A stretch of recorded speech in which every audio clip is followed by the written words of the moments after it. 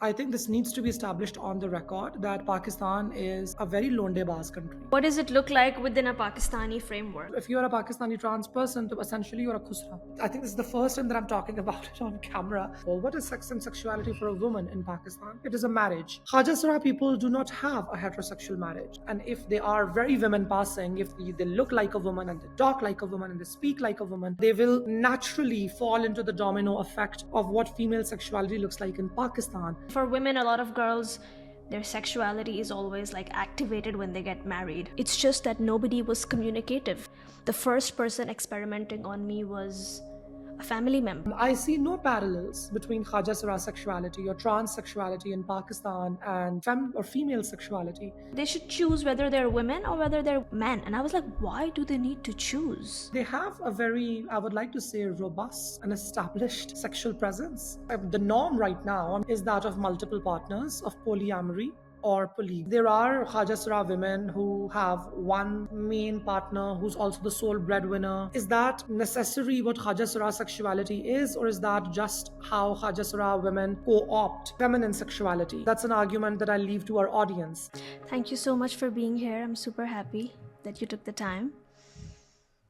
And I will introduce you, and then I'll hand it over to you, and you can introduce yourself, because I always like people to also add a couple things. Okay. So Mehrub is a trans rights activist from Pakistan, a big voice on gender. And what I love about your work, and you've said this in the past as well, and you just said this at the beginning of our conversation, is that gender has very blurred boundaries and you cannot put it in a box.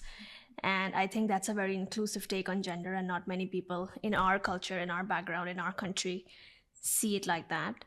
And you also have certain political affiliations. Would you like to add anything to that? Something that you are and who you are outside of these titles? Yeah, I'm from the north of Pakistan. I mean, and that's a big part of my identity. You know, the idea that all Pakistanis look a certain way, or that Pakistan is Pakistan is an ethnicity, is just such a misplaced idea. There are such unique historical and cultural markers to different parts of what is now constituted as Pakistan, जिसका हम लोगों को नहीं पता होता पाकिस्तान के अंदर इतना ज़्यादा. So I'm from the north of Pakistan. I'm from Hazara. We actually became part of Pakistan in 1956. So up until 1956, we had our own stamps and coins. I am from the Riyasat-e-Am. So that's a part of my history that I'm very proud of. My ancestors also fought the war against Britishers. Britishers, I love that. This is such a South Asian term, Britishers. I love it that you used it, because nobody uses the word Britishers anymore. We also use Gore. Yeah, I mean, we say white generally. I say a lot of like white people on my social media. And people are like, what do you mean? Russians be white hote hain. Like, what are you saying? Russians are also white. Which is why we specify Britishers. कि ये वाले मखसूस होते हैं. Yeah, the Western, the colonizers. Yeah, although I really like British people. Like, some of my most amazing friendships have been with British people in recent times. लेकिन yeah, माजी के अंदर ये हुआ है. So, we talked about this podcast before, and what I like is that you're really bold and you don't shy away from using all the buzzwords. And I've seen your interviews in the past. You've been on a lot of podcasts. You've done a lot of media coverage. And one thing that I like to talk about generally is sex-based rights for women. Mm-hmm.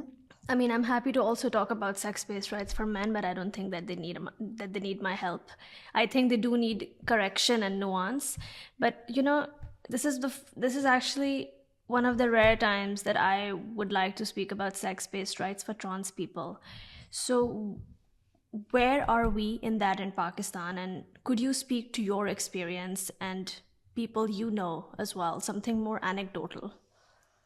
Koko, I'd like to unpack that terminology a little. And I'd like to root it in what it means to be a Pakistani man or a Pakistani woman or a Pakistani Khajasra. Because if you're a Pakistani trans person, then essentially you're a khusra. That's what you are, right? Which is a slur. And there is no other way you can go about it. You can literally be the child of the richest person in Pakistan with the most political influence. And if you are a trans person, you are a khusra. That is exactly how it is going to pan out. So what's sex-based rights then?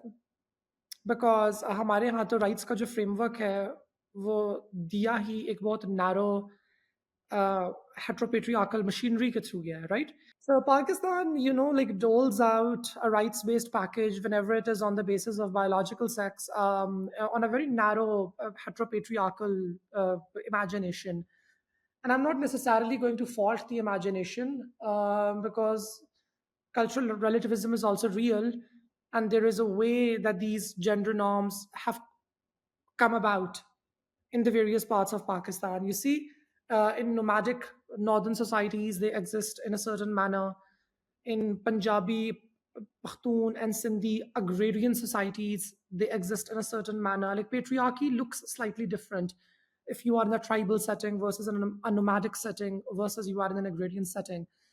Having said that, though, we often do not know that the northwestern part of the subcontinent, which now constitutes Pakistan and northern India, has had an imagination that was much broader in scope to the gender binary of the global north, that was then forcibly imposed on us through the colonial empire and through the exercise of state making, legislation, and modernity.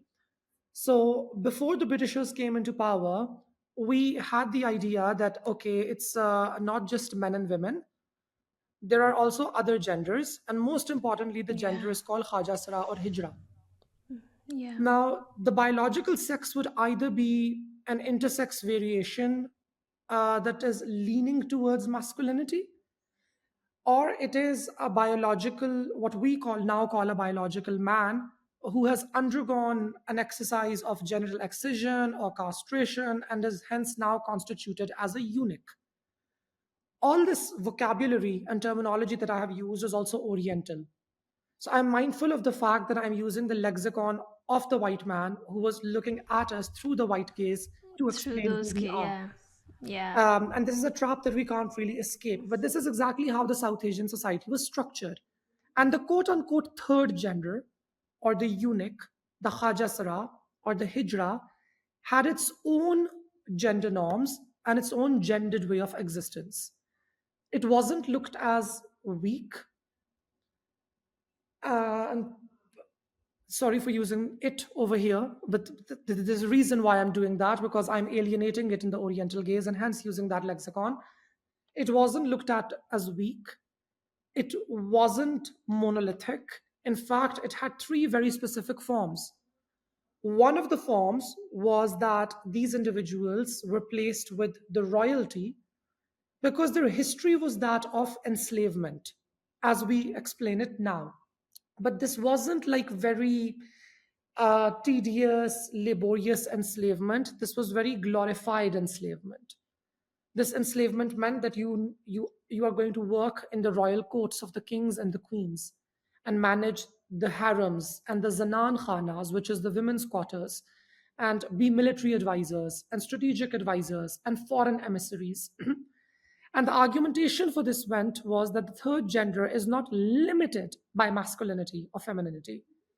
In fact, it has a unique divine, biological, spiritual, and social machinations that allow them to tap into the powers of both the masculine and the feminine while not having the quote unquote degeneracy of the masculine and the Yeah. If it degeneracy had of stayed like that, it would be so beautiful because what you just said is so unique and it's so powerful and yeah. so beautiful the way it is. Yeah, and the degeneracy of the masculine was assumed even in that time in South Asian thinking was the degeneracy of mandatory sexuality, that men are inherently sexual beings and hence they can be sexually swayed or sexually persuaded.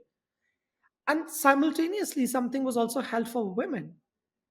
Of course, the sexual persuasion looks different. How a man is sexually persuaded and led astray, and how a woman is sexually persuaded and led astray is different. So essentially, the Khwaja Surah as a gender was an unsexed or a desexed gender. I know. This was a Yeah. gender that was beyond sexuality. It wasn't, it didn't operate within the narrow confines of what we now call heteropatriarchal sexuality, which is what allowed it to be a warrior and to be a royal emissary and a foreign guard. But there was also another form of Hajasras, and these were the ones who were not inside the courts and the guardians of the harems of the militaries. They were the free folk.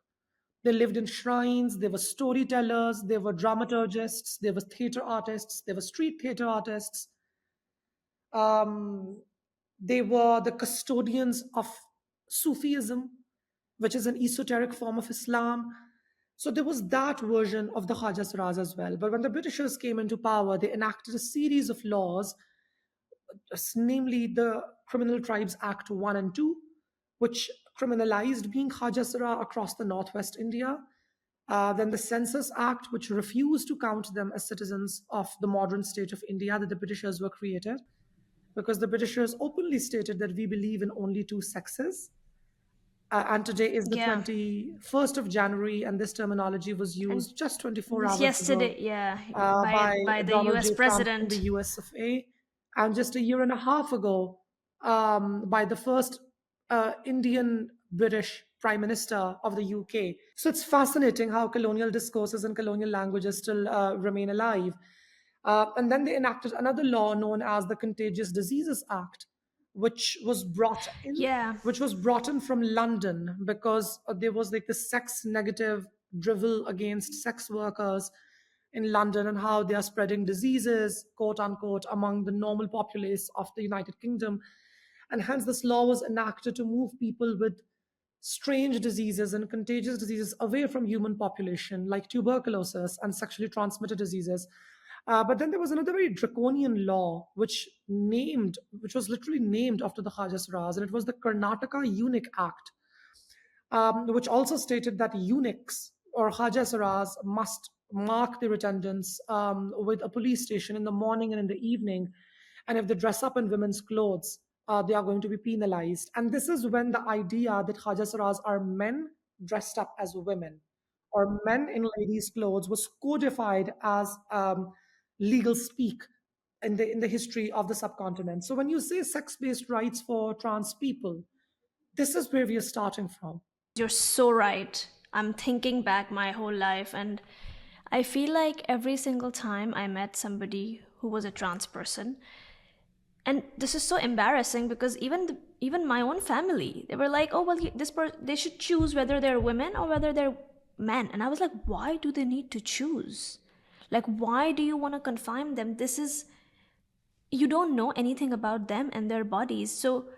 When after listening to you, and you're so right that they're not men and they're not women, why do they need to be put into these holes and these boxes? In that, what is sex and sexuality for trans people? That's actually what I'm thinking now, if we take a step back.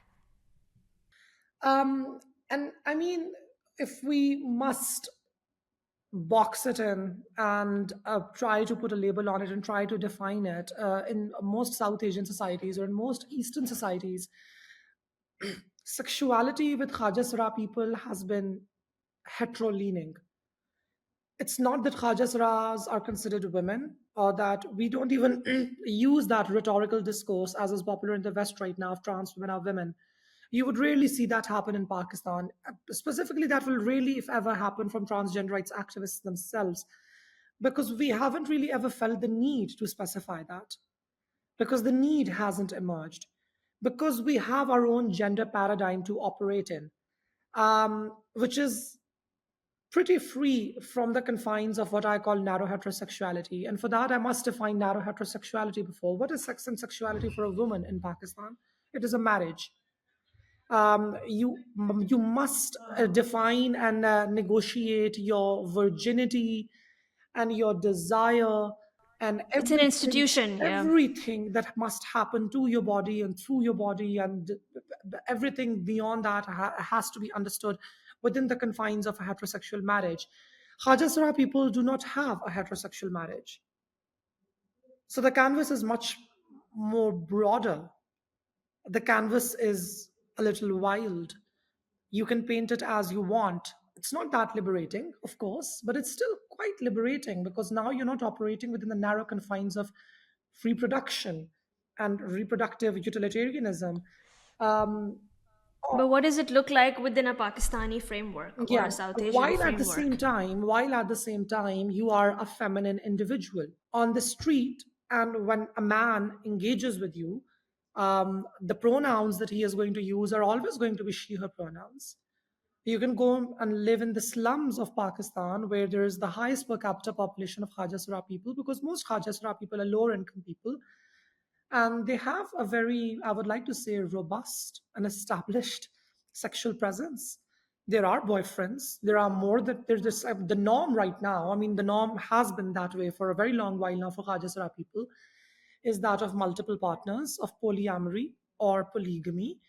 Yes, there are Hajasara women who have one main partner who's also the sole breadwinner and the provider, and she conforms to the stereotypical norms of feminine sexuality of being monogamous, and if she's not monogamous there are going to be penalties.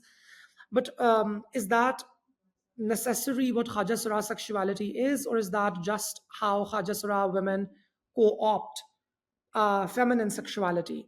That's an argument that I leave to our audience, because the Hajasara women do want to be women, a lot of them. And if they are very women passing, if they look like a woman and they talk like a woman and they speak like a woman and everything about them is a woman, it's very natural that they will naturally fall into the domino effect of what female sexuality looks like in Pakistan.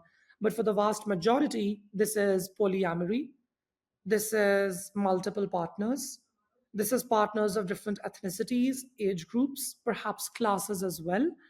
um, and that is what it is. This is sexuality that is active when you are young, when you're middle aged, and even when you are older. So, as a medical doctor with a public health background in sexuality, who's worked with cisgender men and cisgender women as well, and extensively, I see no parallels between Khajasara sexuality or trans sexuality in Pakistan and fem or female sexuality in Pakistan. I think the rule book is remarkably different, which is why, Kokab, on a tangential note, I feel very uncomfortable with the rhetorical devices of Khajasara women are women or trans women are women. The word "are," seems very misplaced to me, because it imagines femininity as this desired heteropatriarchal femininity in the Pakistani society, or all societies, as a desired end goal that we want to be included in, when that isn't really the case, if it makes sense. Yeah, no, I understand that. And what you described, it looks really free. Like it feels very free to hear that this is how it is. But is this like something that can just go on in society without people pointing fingers? Like, is it socially acceptable nowadays? Like, how does it work in the real world, in a country which is so overly legislated, and we have laws for everything? They're just not effective because we don't need so many laws. We just have way too many laws. So does it look like, is it like, have we created echo chambers for people to coexist, or is this something that is still on somebody's radar and people are pointing fingers at it? And how does it work? See, no understanding of Pakistan is ever going to be complete unless we acknowledge and establish that we are a fundamentally classist country and society.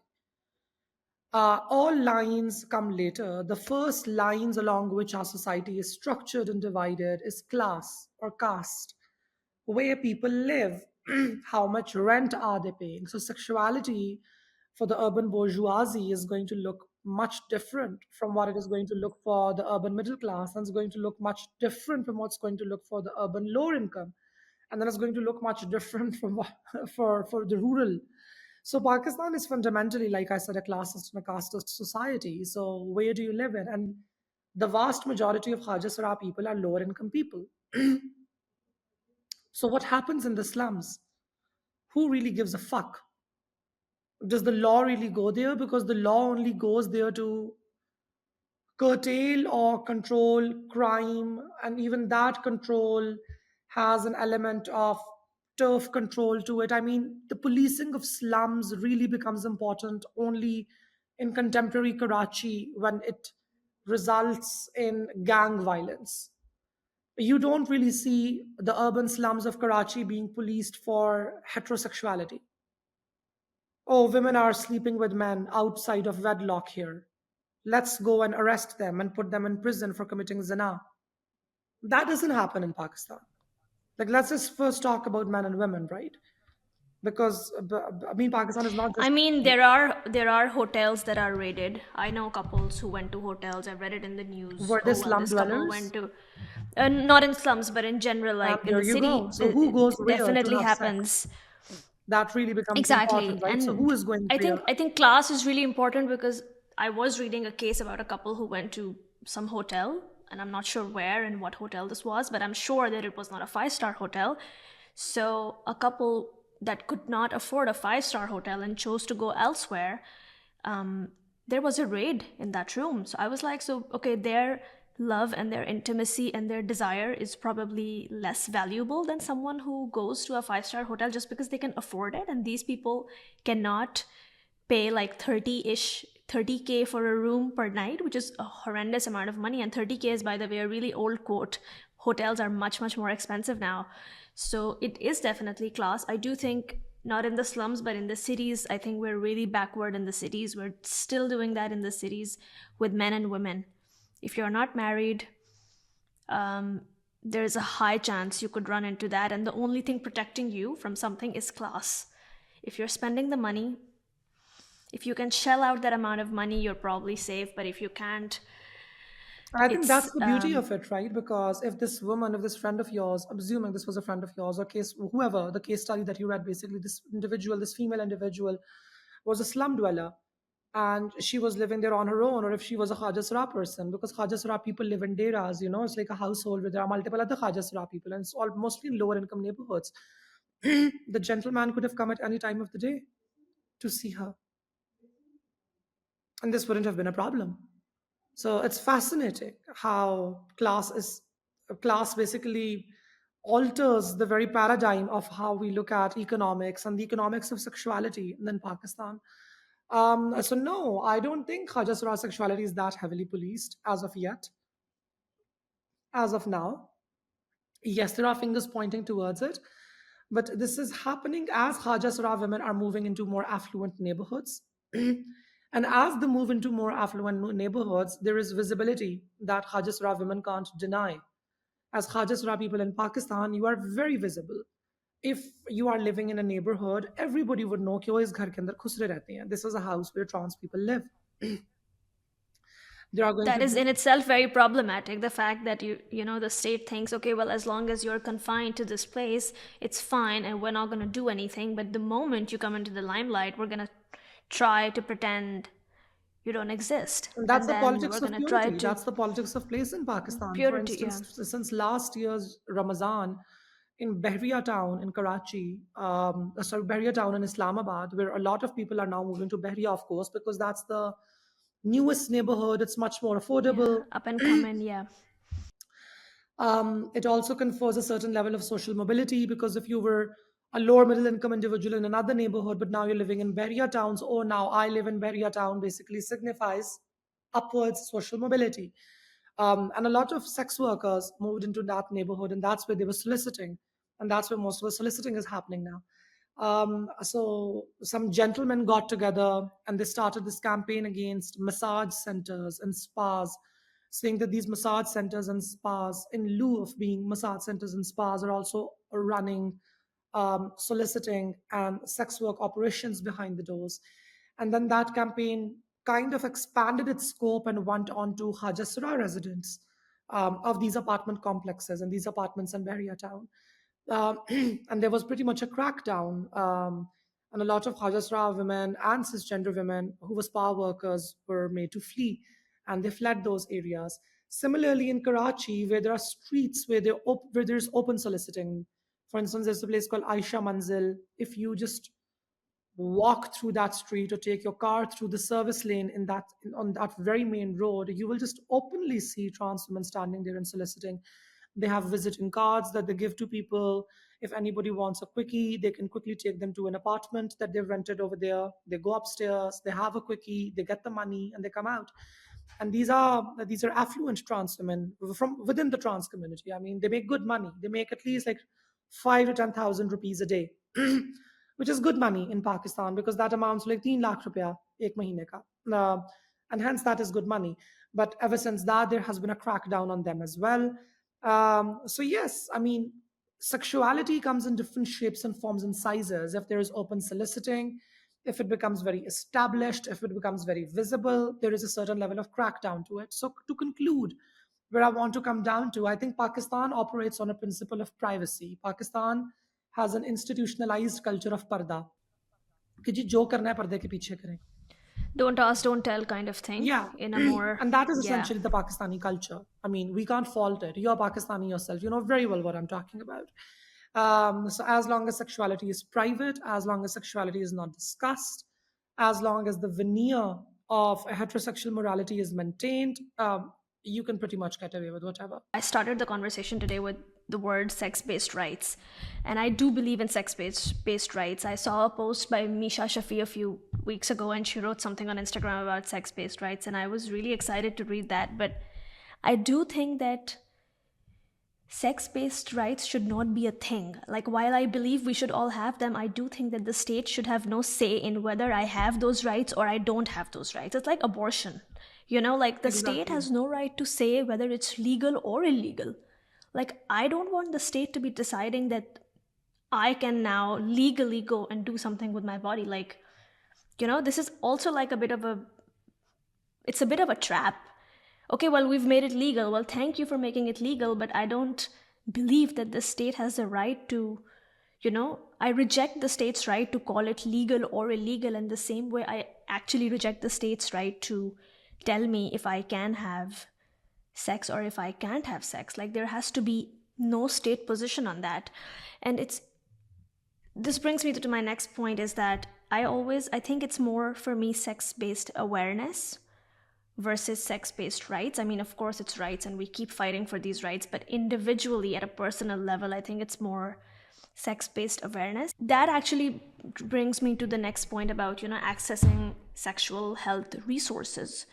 And do you think when sexuality is not, which is a great thing that it's not policed in the trans community, do you think that people are able to access sexual health resources or some kind of safety, or do you think that it should be more front and center for people to be able to exercise more safety?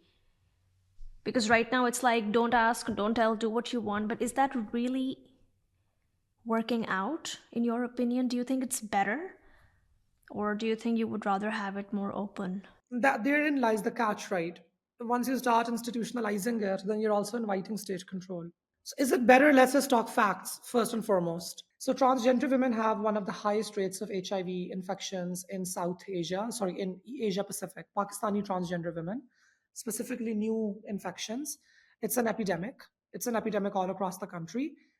And a lot of it has got to do with marginalization, not about sexual awareness. If I'm a transgender woman, the likelihood that I'm a sex worker is extremely high. And if I'm a sex worker, then I don't necessarily have a choice. I'm not going to sit down and educate my clients or my consumers about why they ought to be using a condom.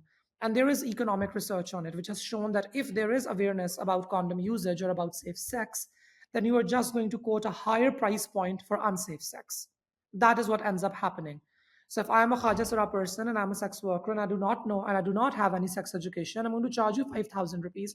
But now if I do have the education about safe sex, then I'm going to charge you 10,000 rupees for unsafe sex. So brilliant economically, but like, is it really doling out any health benefits?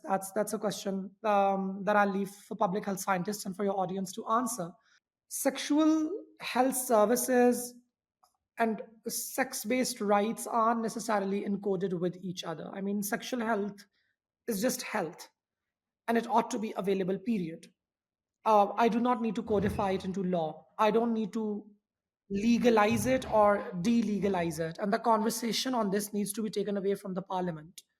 I don't think the parliament is a place Yeah, where no, this I needs don't to be think that this should debated. be connected either, but Um, I mean, just simply being able to access it. And there without is the no state access. being able to monitor it in the way it does, Yeah, and there is no access. You see, there is no access because if there was access, there would have been access for cisgender men as well, who hold a lot of sway and power in heteropatriarchal Pakistan. Like, where do they end up? What do we get? We get wall chalkings in Pakistan, telling people to take unknown medication from herbal practitioners for strengthening their penises and for increasing their sexual performance timing. And we get oils made from the fat of lizards and endangered species for sexual prowess.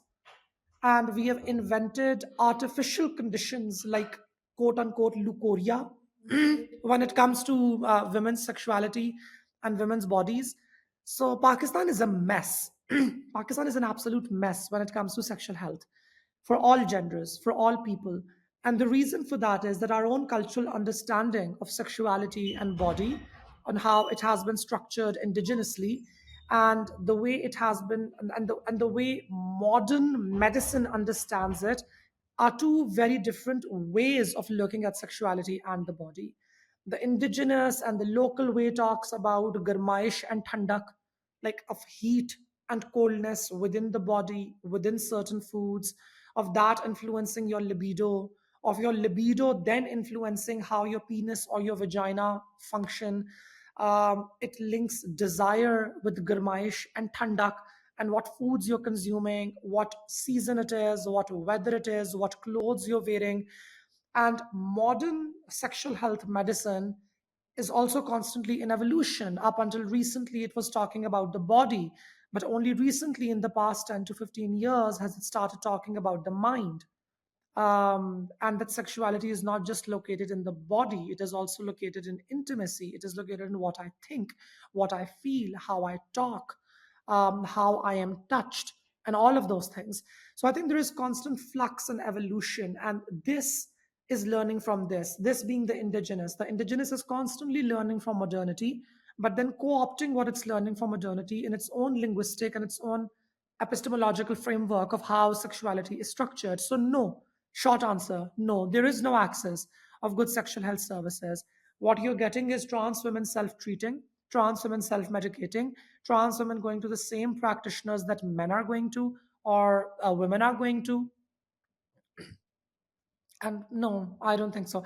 I don't think indigenous or local uh, medicine, sexual health is ready to address sex based rights for anal sex. Let's just come to that. And it's not just for trans women. I could be a cisgender woman married to my husband in a Muslim marriage, and both of us are having anal sex consensually. Even that is looked down upon. I can't talk to my gyno about that because you're a woman. Why are you doing that? So, like, I think there's a long way to go. There's a long way to go. And what about sex ed? Like, because if there's no resources, then I don't mean sexual health resources, general resources, like if when you're 13, 14, 15, you are in your formative years. How do these look in terms of sex ed for trans people? How does it, There is no I sex mean, ed I in know, Pakistan. but like, because there's no sex ed in Pakistan, I mean, for women, a lot of girls, their sexuality is always like activated when they get married. A lot of women don't know what's down there. Like, they have not understood where the vagina is, what can be penetrated. So, but then I also know a lot of women who also just learn by doing. They just experiment, and a lot of times things go wrong, like you can hurt yourself. There's nobody to teach you that. How does it work within the community? Like, are there other people? Is there a system, like, and is there any support system? Who's teaching you what? Or do you just go about like I would be doing it, like anybody in Pakistan? Because even boys have no sex ed, they learn from porn. Actually, their sex ed is, it's very strange the way they learn. They're consuming pornography, and they think that this is how the real world looks. Yeah, yeah.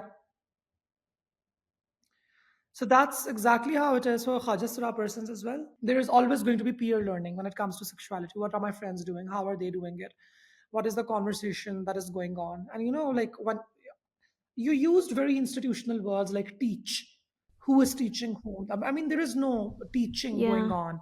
Sexuality is profane, and whatever is profane is informal.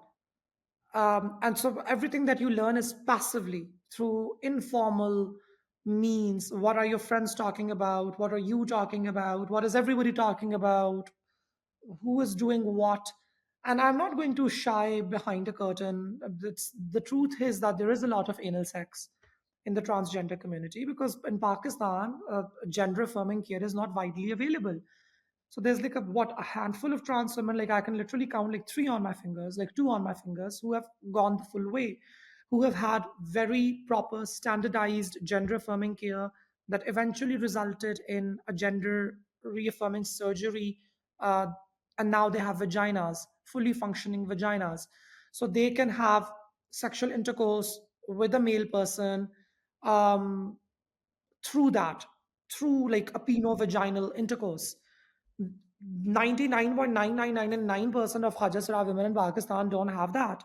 They either have a penis or they don't have a penis. So, and because if they have a penis, then there is mutual penetrative anal intercourse with other men, because a lot of men have been watching porn and they fantasize that and they fetishize that. So if you're not getting cis women who are pegging you, there is always a trans woman who has a natural peg, or you are a man who just naturally has a fetish for what they call MTF or she-males, because that is the terminology that is used in pornography. So they want a chick with a dick.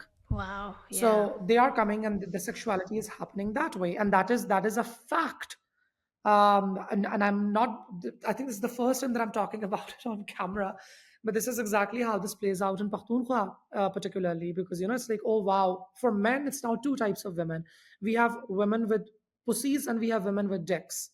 So we get two flavors, and we can enjoy it these both ways. But then trans women themselves are learning sexuality from each other, but the way they are performing sexuality, the way they are enacting sexuality, is also very performative, because it is happening through sex work, it is happening through soliciting, Just it is experimenting. happening Yeah, in a maybe just culture. experimenting, maybe a little bit. No? No, not at all. I think it's happening in a culture where they are woefully fetishized. So a lot of So they a also lot of have like a very, objectification then. yeah, so there's a lot of objectification of the body, of the self. And how does this body as an object play out in a role or in an exercise, in an intimate exercise with another individual? So I think for Khajasra women, personal intimacy that they experience when they are in love with somebody, and expectations from their body, that are derived from a sexual capital industry, which is basically sex work, are very much intertwined. And a lot of the healing work that we attempt to do with trans women in our work on sexuality at our organization in Gender Interactive Alliance, a lot of it is essentially just like untwining and like detangling this complex that has been created. Like, when do I stop seeing myself as a sex worker? When am I not Yeah, so the performing reason I sexuality? use the word teaching is because I really wish that somebody was actually telling me the things that are like, I feel like it's everything is very nuanced. The conversation on gender is so nuanced. What's intimacy is very nuanced for different people, and some people have tastes and preferences that I may not agree with. But I feel like there's always certain things, like there's always certain red lines which I wish someone had told me. Because I mean, I went to an English speaking school, I had great education, but there was no education on this. And I was like, well, we learned about so many other things in, in the world. And as much as I now say, well, I don't think that state has the right to tell me what is okay and what is not okay, I do think that the state already tells us tacitly what's okay and what's not okay. So might as well tell me the red lines. And I really wish that somebody had told me, because I have a lot of history with being abused, like sexually abused. And I think that it's just that nobody was communicative. So, when I say the word teach, I mean like actual, proper, instructive communication, that don't sit on this person's lap. Okay, cool, but why? do they have like thorns coming out of their thighs? I don't know, like, why should I not sit with this person? What is he gonna do? Do they smell bad? Like, it doesn't make any sense. And then you are left guessing, because as like a 10-year-old, 11-year-old, or even 8-year-old child, that okay, people have certain body parts, maybe that's the thing, but it's just all guesswork. You don't really know. And that's why I Yeah. asked, like, how does it work? And because the reason I asked this is also because we're all born within a nuclear framework, a lot of us, especially for me and my friends and my circle. We were born in nuclear families, and there was no understanding about, okay, well, because sexuality is also very different from a woman to woman and a man to man. It's just every human being is made different. So I just feel like we did not have the space where somebody would tell me, well, feel free to experiment with yourself and see what works for you. The first person experimenting on me was a family member who was doing it to abuse, and it was out of a power dynamic. So that's what I meant, like, how are these intricacies navigated within the community? How does it work? But I think what you said kind of answers a lot of it. Basically, that's where my question was coming from. Transgender women's lives or Hajasara people's lives aren't divested from the reality that you just quoted. You see, there's a reality in your nuclear family, and then there's a reality outside of your nuclear family. That's what just makes it unique. What happens when you're home and what happens when you leave home? Because sexuality exists in both places. You're fetishized quite a lot as a young feminine boy. And I think this needs to be established on the record that Pakistan is a very Launday-Baaz country. Oh, You, 100%. yeah, we 100%. are a very Launday-Baaz There's a country. lot of hypocrisy as well there, because a lot of people who are actually in this business are the ones telling us don't do it, by which I mean our Yeah, clerics. yeah. I mean, the clergy, of course, is widely implicated. There are conversations now starting from ex students, now religious scholars of madrasas in Pakistan who are openly and brazenly stating it that the child abuse epidemic is not even an epidemic, it's a pandemic when it comes to madrasas in Pakistan. It's like it's downright bad. That's how it is. So the Pakistan is a very Launday-Baaz country, and Khaja Sara women are seen as beautiful boys when they are at home, and when they leave home, there is that phase where they're still seen as beautiful boys who is becoming a Khaja Sara, who is going down that road, who is going down that field. कि अभी इस field में enter हो रहे हैं. And what is that field? You will often come across trans women who are being interviewed by the Pakistani media, and then they go like, मैं जब इस field के अंदर आई, when I entered this field.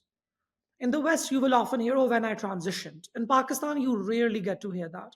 In Pakistan, you always hear, oh, मैं जब इस field के अंदर आई, when I entered this field, is because being a trans woman is seen as an occupation of pleasure, an occupation of objectification, an occupation of Subservience, yeah. fetishization. Yeah, of subservience to the male fetish gaze. And like I said, there is quite a lot of money in that. It's economically very viable. If a Khaja Sara woman had subscribed to her family's norms and mores of being a man, and she comes from a lower income family, she would be making what? 1,000 rupees dihadi as a dihadi worker, as a dihadi mazdoor, as opposed to 10,000 as a sex worker that she's making on the streets. Or as Mehak Malik makes, like, I think, in billions right now, every month, and has the most expensive cars in the country as a mujra dancer. So there is that sort of like income mobility to that as well. So the sexuality that you experience is multifold. As a Hajasra woman, you experience sexuality of being fetishized as looking like a child, of being fetishized as looking like a beautiful boy child, and then fetishized for looking like a beautiful she-male, quote unquote, which is a chick with a dick. Um, this is a very uniquely dystopian form of sexuality, and I'm not necessarily problematizing it, but I'm saying that it's not necessarily empowering as well You know, you when you're constantly performing sexuality. you said that a lot of the work you guys do around healing is to untangle this. Where do you stop yourself seeing? Where do you draw the line and stop seeing yourself as a sex worker? What is this experience like for people? How does it happen? If you could take me through it, and how do Liberating. We did you this through dance. We did immersive dance workshops. I mean, we've just piloted it. We did it last year. गर्मियों में हमने किया था. It was pretty fun. We had a cohort that we brought in. It was a 6 weeks dance and healing sort of workshop. A lot came up. A lot came out. A lot came out around how we glorify abuse in intimate relationships, on how there is a tangling not just of you as a sex worker and yourself, but also a tangling of abuse and ownership as love, on how so many trans women open up and state that the cultural norm in the Khajasra culture is that if he's not abusive, that he doesn't does he love you? even love you? What? That's exactly Yeah. how it is. Also, that's interesting that you say that, because that's exactly how it is. Rest of the rest of the society is what you're describing basically right now is a monocosm of the rest of our society. It's literally like that. The people who are close to you, your brother, your father, husband comes in the picture much later. I wasn't born with a husband, right? I mean, I was born to men in the family, like uncles and grandfather. And I mean, never saw my grandfather, but my dad's brothers, my mom's brothers, my brother, my father, and they kind of own you as well. And then there's another man who comes and you suffix your name to this man who becomes your partner, your husband. It's exactly like that. It's exactly like that. And we did figure that out because some of our facilitators were women and they were like, Mehrab, this is femininity. This is exactly how it is with us as well. Um, in addition to that, there is also a lot of when healing work hasn't really happened. I don't think you can draw the distinction between a perfect victim and a perfect perpetrator as well, because you are a part of that cycle. So there is a lot of intimate partner violence from Khaja Sara women on their partners as well. It's like an induction of toxicity in the relationship. I had to do it because I had to take my relationship to that level because I love him that much and I want him to love me that much. So I have to intervene in my own relationship, in my own intimacy to ascend it to a level of violence. Because when your relationship has been ascended to the level of violence, that is what confers it legitimacy and truity. So I think there are quite a lot of self feeding negative cultural loops in Khajasra sexuality and Khajasra intimacy. How do you We unlearn will this take. mindset? I had to do it. How do you unlearn that? I think unlearning is never a singular process. I think unlearning happens over many hours, many days, many months, many years, possibly many lives. If you believe in the theory or the idea of multiple lives and multiple births, because some of us do believe that the spirit also has a history. It gets on, it keeps on, it keeps on coming back with a certain level of reincarnation, but more on the spiritual side of South Asian as some other day. How do you unlearn it? I think it's like unlearning is a very, very, very long and arduous process. It's not fun. It's painful, it's cyclical.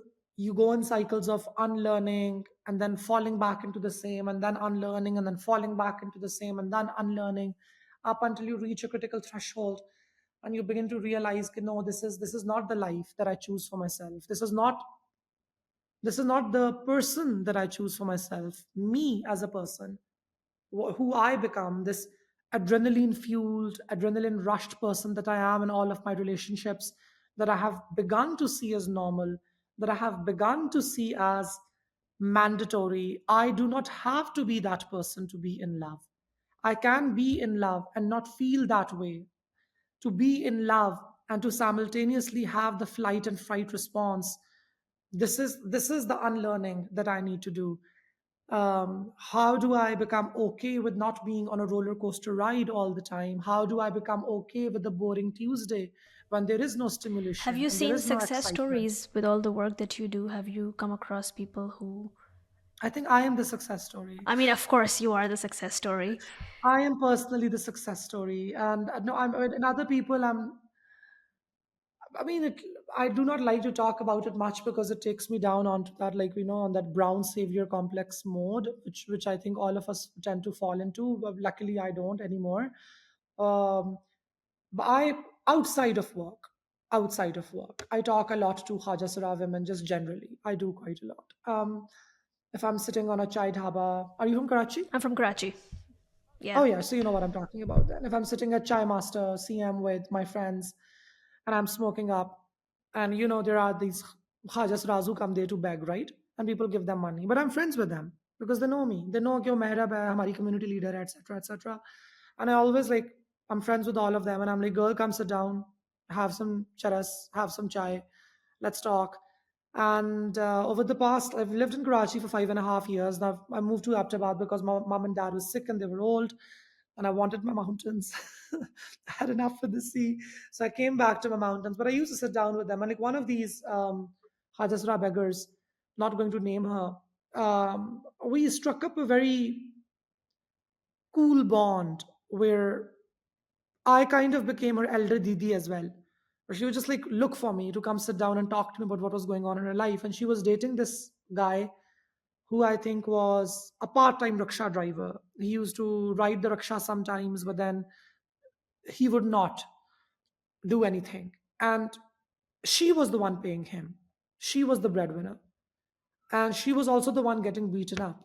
And it's not a new story to me because growing up in Aptabad, we had this house help who Exactly. had a very similar story.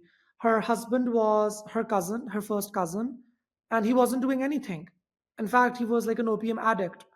And she was the one paying for his drugs, and she was also the one getting beat up by him. And also So earning. to me, Earning, yeah, and yeah. she was also the one earning. So like the story isn't a new story to me because I've come across the story with women already. So when I come across the story with Haja Saraz, the story sounds quite familiar because it's like, oh wow, this is such a pattern. And like, let's not look at the abuse side of it or the feminism side of it because like that angle of examining the story is redundant now. You know it, I know it, your audience knows it, all of us. As feminists, we can sit down and we can tuck, tease out, okay, kahan pe economic abuse ho rahi hai. But like in this particular case, there's also an abuse of intimacy because this individual is love starved. She thinks she's incapable of being loved by a good man because she's a khusra. So who is going to love her? Of course, this man is going to love her. And this man, if this man goes away, then who is there for me? Then who is going to love me? And this right here is the catch, right? This is what I call heteropessimism. Is that we are simultaneously attracted to men and we are in relationships with them while we have a pessimistic relationship with the idea of relationships and men ourselves. Okay, or men are inherently bad, or I am in this access of patriarchy and this patriarchal beauty standards, I am on the lower rung. Yeah. I am shitty. So I have to take the deal. This is the man that I get. When that isn't really the case.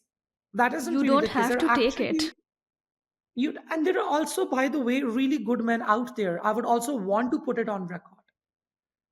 A lot of our Khajasara girlies are in very good relationships with very cute guys. There is this one who is a rickshaw driver, and her girlfriend, who is one of our clients, like is she also lives in the slum in which we operate. We have our community-based center over there. He's like, I'm bored. I'm really bored. So you aajay karo mere saath. Give me company.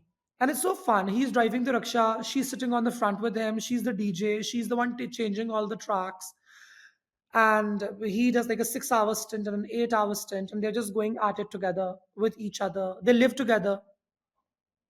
They dress up That together. They're a very is, well dressed couple. They're cute.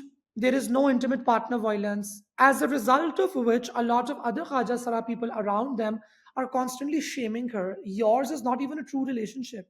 He doesn't beat you, and you don't beat him. Where is the fighting? We don't believe that that is a relationship. So you see, toxicity, we can't necessarily locate it within an individual or within an arrangement. A lot of it is also socially learned. And that is the difference when we look at intimate partner violence in Pakistan, is that it's very communal. It's very communally directed versus the global north, where because of individualism and hyper capitalism and late stage capitalism, you locate it within media influences, and then how this one couple, this one duo operates within the four confines of their char diwari. Pakistan mein aise nahi hai, because hamare yahan it's not the same way in Pakistan, because in our particular case the char diwari is quite blurred. The four diwars are quite blurred. There are people who have access to your char diwari, but like success story ki baat ho rahi thi, and like this, she was bleeding money.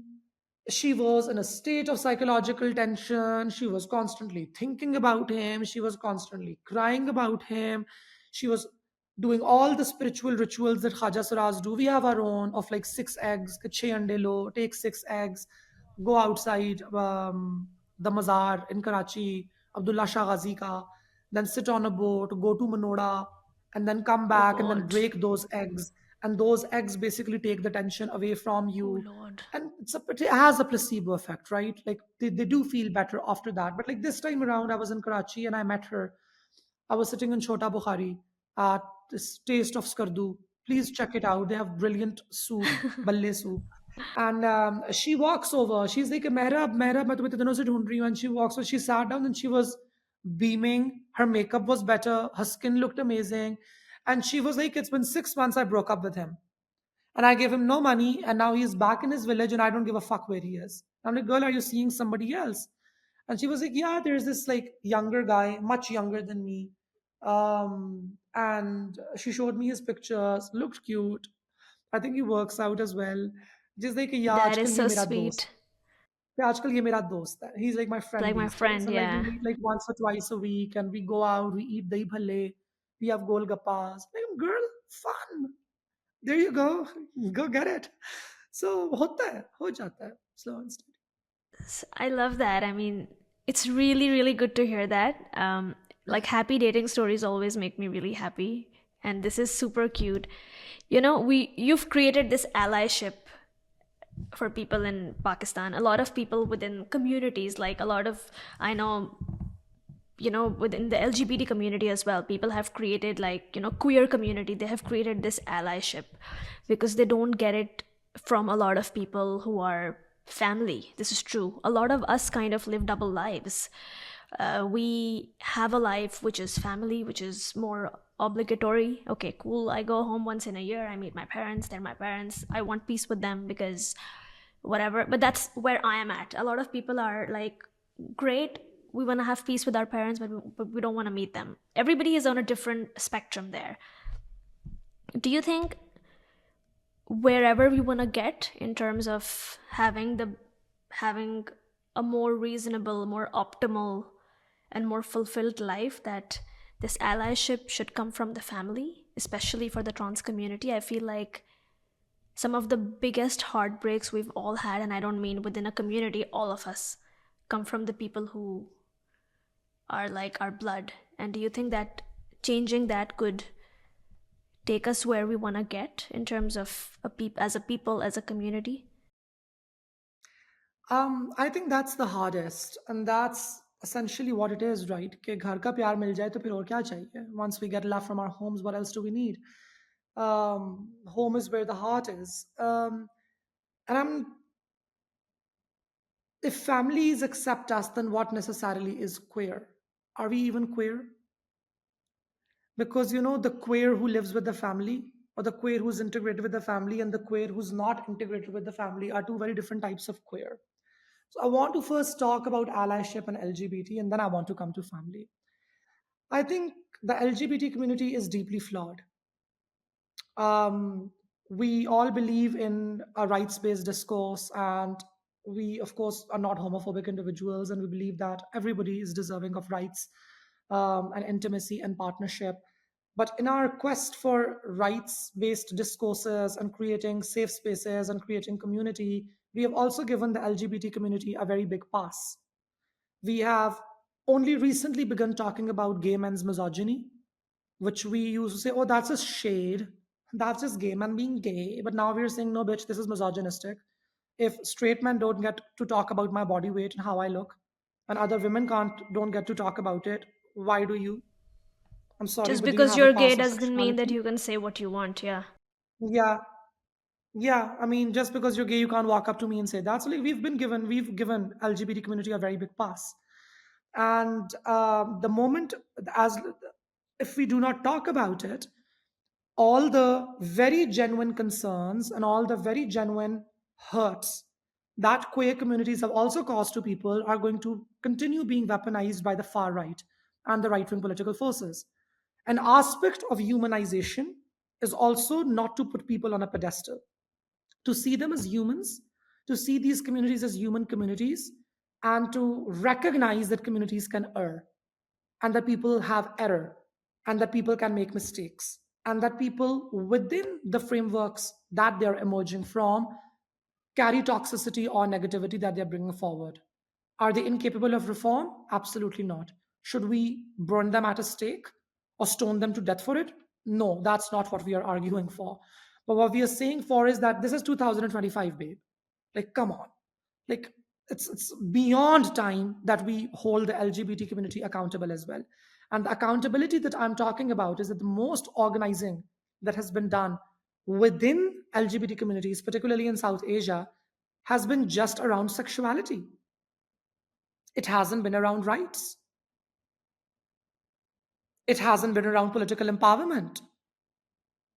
Gay men know many gay men, but they only know them as tops, bottoms, or versatiles. Gay men know many other gay men.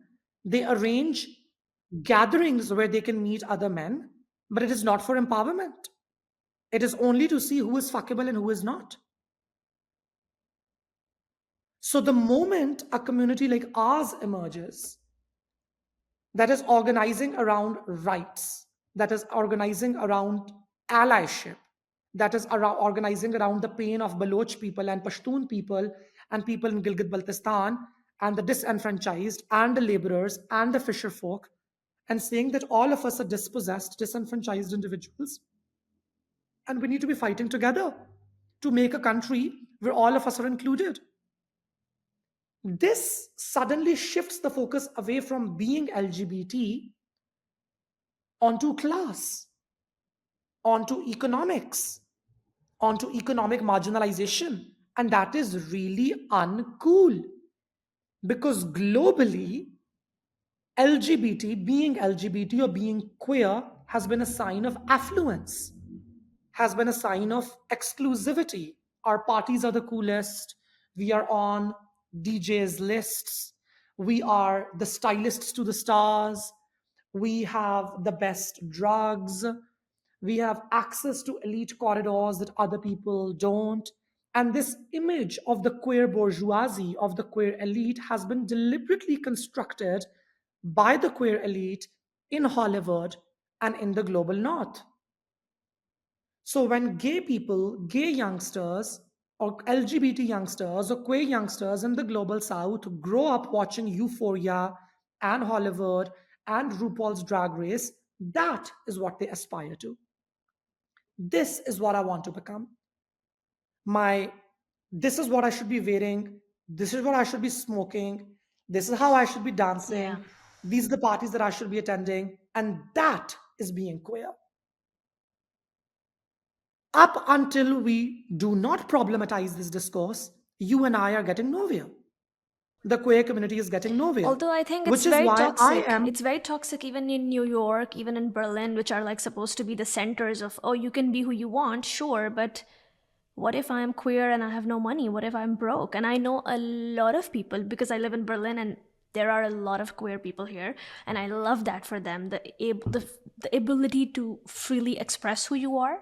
But a lot of them are actually not meeting that status quo. They are not within that. They're like, you do realize we've left our homes and that's why we're in Berlin, because inflation is hitting us now, but it's historically it's a cheaper capital city than London and Paris and New York, right? So we can be who we want here, and we don't know how to be on the DJ's list, and we don't know how to be the assistant to the best makeup artist or the hairdresser, or we don't. And that is the reality, even in Berlin and even in parts of New York. I can't claim that I know New York so well, but I know Berlin pretty well. And that is exactly the problem. It's very toxic, even within these communities. What you just said applies even in the Western, like in the global North, I think. Exactly. And I mean, the criticism needs to emerge from there. And that's exactly how it has been in Pakistan as well. Everybody knows who is gay in the fashion industry. Majority of them are married to women. I'm not going to name them on podcast because I'm not one to out people, Yeah. but like, have they ever been called out? When Maria B went on her rampage against quote unquote LGBT people and homosexuality, how many homosexuals did she end up naming? All she ended up naming was political activists who were Khajasra. So ये मसला है, like this LGBT eliteness exists, queer eliteness exists, the queer bourgeoisie But exists, it couldn't be further and the from the reality. That's what I mean. yeah, and the queer bourgeoisie constructs itself in that manner, and everybody else is just left out to fend for themselves.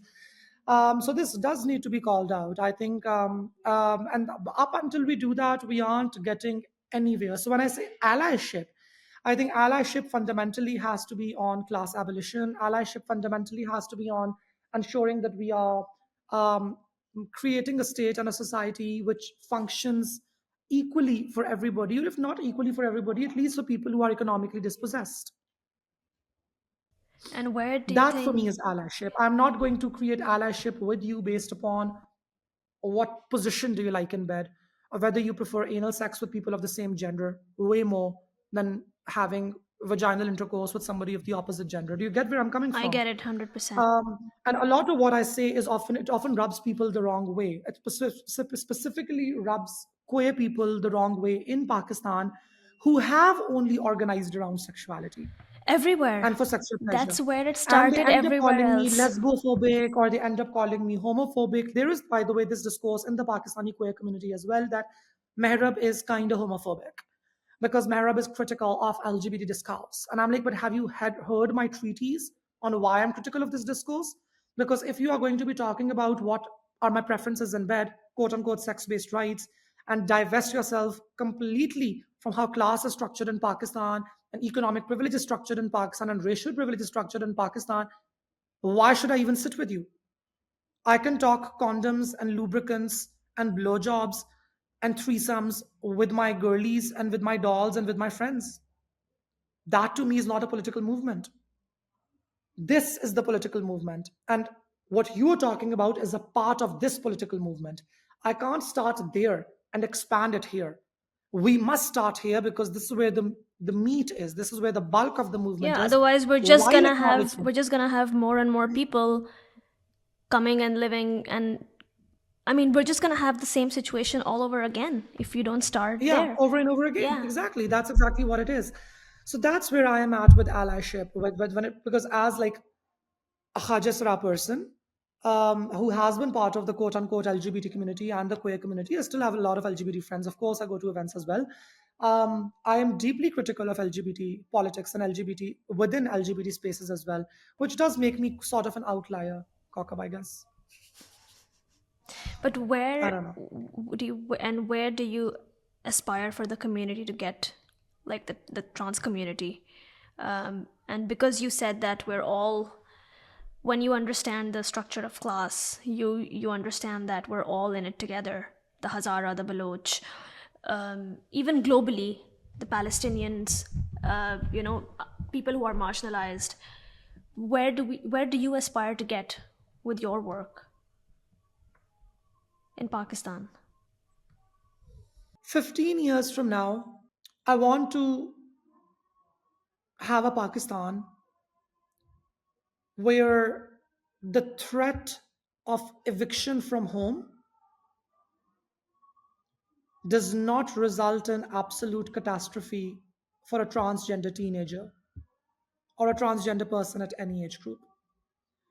She or they have financial independence, they have money in the bank, or they have institutions, they have state institutions or non profit institutions capable enough of supporting them to get what we call the standard bill of rights, to get a decent education, to have housing, and to get the medical and psychological help that they require to thrive as human beings.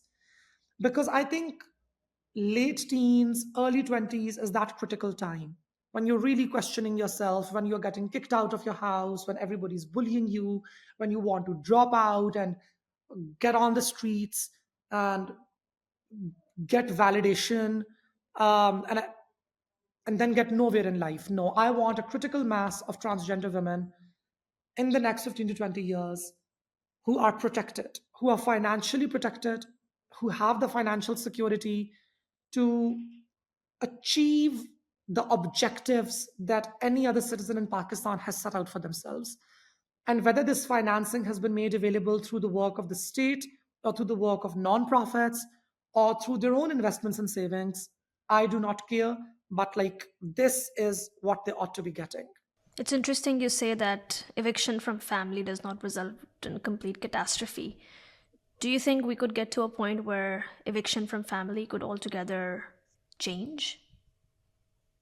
Yeah, they would. And yeah, we had to come to that, but we were talking about LGBT allyship.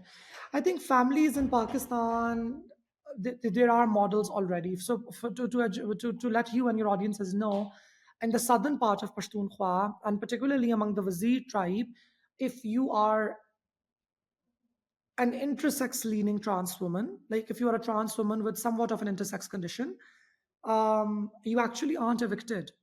You're just raised as a daughter. That's how it is. You're raised as a daughter who never gets married, though. And everybody kind of knows that she is kind of trans. Her genitalia aren't discussed, but like she has like a valid role in society and she functions that way as well. Um, the problem really emerges when the title of Hajasra emerges in our families, right? Because I think families in Pakistan are willing to have